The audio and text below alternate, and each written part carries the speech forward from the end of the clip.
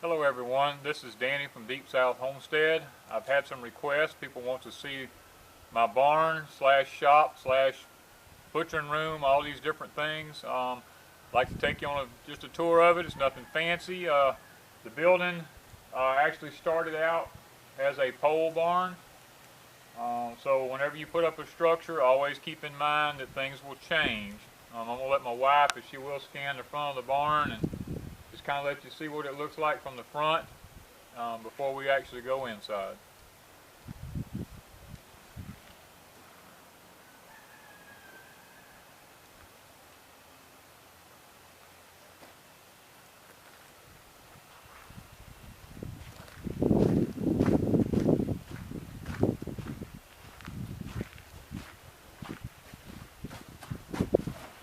As we come in, this is a side door. We don't use the big double doors unless we're bringing in something big, but this is a side door when you come in it. The barn is a work in progress. You can see that there are unfinished walls everywhere. Like I said, it was originally a pole barn. We have a room over here to the side. This will eventually be a tool room. We haven't quite got it finished yet. It's just, like I said, it's a work in progress. Over here, when you come in, we have our refrigerator. This is where we keep our bacon and different meats to keep them cold. Curing them, getting ready to smoke, because down south here we just don't have the cold temperatures to actually hang meat in a house and leave it going. We keep a chicken cage here. This is where we keep our chickens overnight to let them clean out before we actually do our butchering. As you come through, you'll notice my shop looks a little bit cluttered, but that's because we always save our projects for the winter time when it's rainy and cold outside. Here, I have a syrup mill that I've disassembled. I'm getting ready to pour new bearings and put in it so we can get back to making our own cane syrup again. Over here, we have a chicken plucker that I built myself here on the farm. To use for when we do several chickens at one time, so that we don't have to hand pluck everything. Over here we have another deep freeze that we keep full of meat and food all the time. We have a hand operated corn grinder here. We make our own cornmeal, we make our own grits from the corn that we raise and dry in the fields ourselves.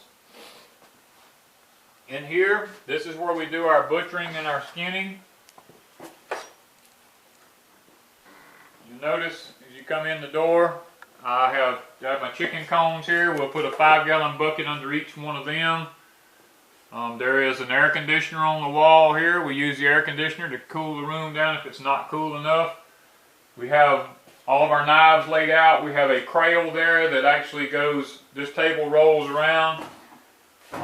That's what we'll lay our stuff on to cut it up. We lay this cradle underneath the gambrel. That's what we lay our animals in when we're skinning them. We have a winch system over to the side here that we can lift them and lower them and raise them with. We have our own hot water in the room here with a hose to wash things down. We have a setup here for butchering rabbits. We have one for squirrels. We have the cord hanging here for chickens to hang around their feet to butcher them out.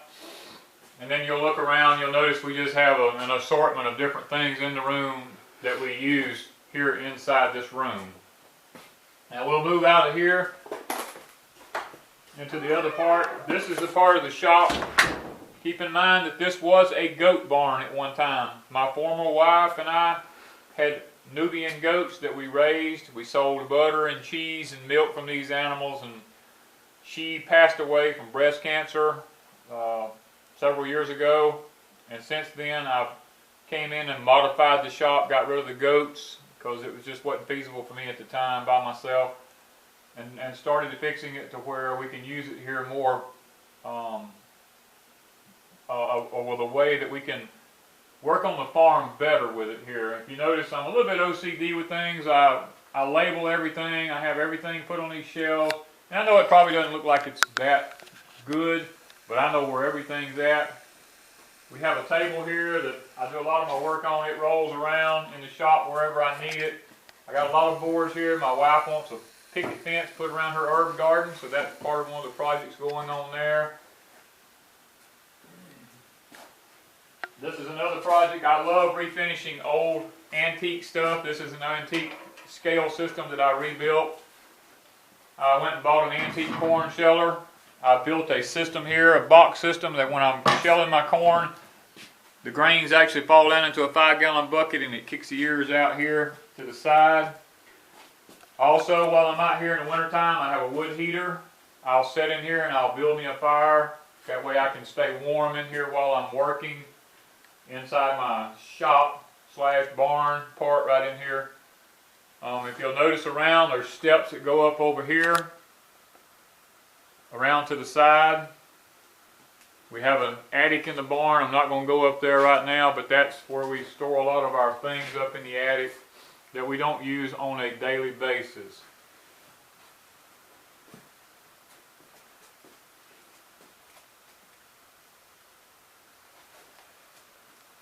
We try to be as resourceful on the farm as we can. Around here, if you'll come in, back when I had goats, this was where we brought the goats in at, here in the stalls. We came in here. Now we have the pigs in here. They come in and this is their home. Now, you come out, you'll notice we have different pens out here. We have a corral system. Some of them needs a little work on them, but we have it where we can actually bring the animals in, close them up, handle them like we need to. We have the different stalls. We have the loading chutes over here where we can load and unload animals. We're in the process, as you'll notice the poles that are up here. We're fixing to add on to the back of the barn here and actually put on more room for more animals as we, in the near future, begin to add animals to our farm.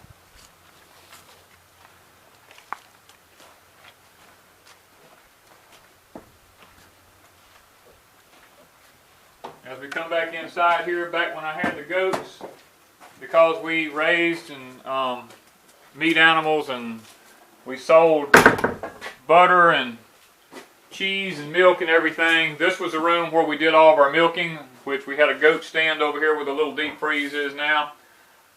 We had metal around the walls because the state laws are so tight on everything. We had to have it where we could keep everything extremely clean. You were not allowed to actually touch things with your hands while you were actually milking here because of the laws. So I went, got a sink. This is actually a sink that's used, a surgical sink that's used in a hospital. You take your knees actually and you touch it to wash your hands. You don't actually have to touch any faucets and contaminate anything in here.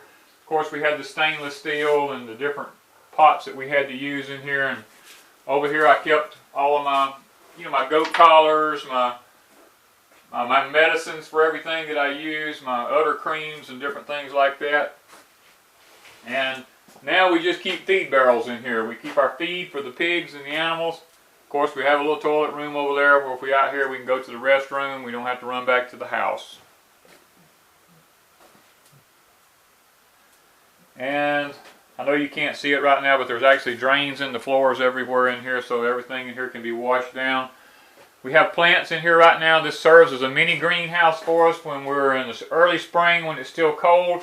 This is a grow light hanging up here. I'll move these plants over. These are pineapples. We grow some of our own pineapples here.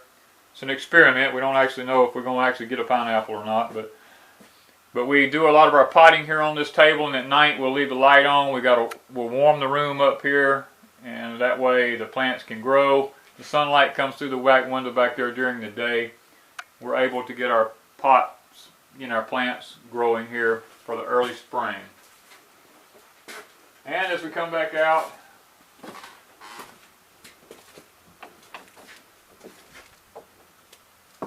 I hope that this has been will help people to understand that this was a pole barn at one time. If you look around, you can still see the poles in the corners. You see them there. It was just a pole barn. So keep in mind, when you build a structure on your farm, things may not always go like you think they will. I had no idea, knowing that my former wife was going to end up with breast cancer and would pass away after several years of battling it. So keep those things in mind. You never know what life's going to throw at you. And whenever you have to make a change in life, sometimes it's not easy. And sometimes you have to move on in life. And I've done that. I've remarried. You'll see my wife Wanda in the videos now. She's a fantastic asset to me here on the farm and the homestead. And occasionally you'll hear me talk about my former wife, because there's lots of things that she and I did to get to this point. And one day when I'm ready to sit down and do a video about it, I'll actually sit down and maybe give y'all a little bit of history about her and me and my journey to get to this point. But until then, if you like the video today, then I would appreciate it if you would like, share, and subscribe to the website, so that we can better move ahead and get other people to see and understand that you can move forward in life. Even after tragedies happen in lives, people can move forward. You can live on a homestead. You can turn buildings into different projects. You can use them for different things. Just keep that in mind. And I just want to wish everyone a good week, and hope you enjoyed the video. Thank you.